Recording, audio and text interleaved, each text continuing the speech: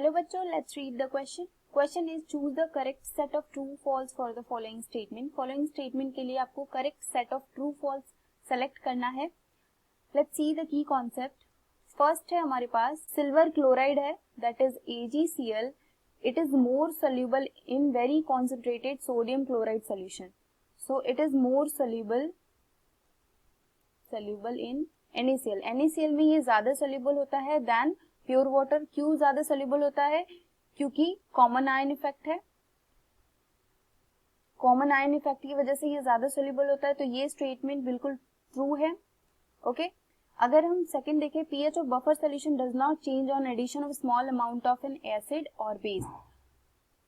तो ये स्टेटमेंट भी बिल्कुल ट्रू है क्योंकि pH चेंज नहीं होता है.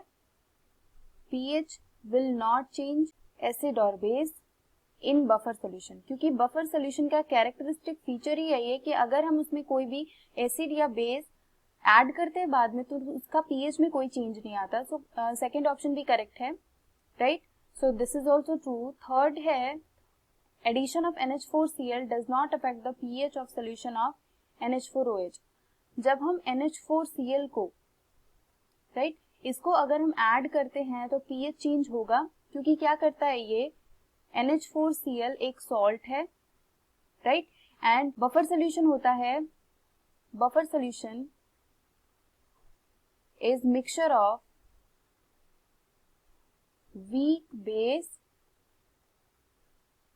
And it's salt.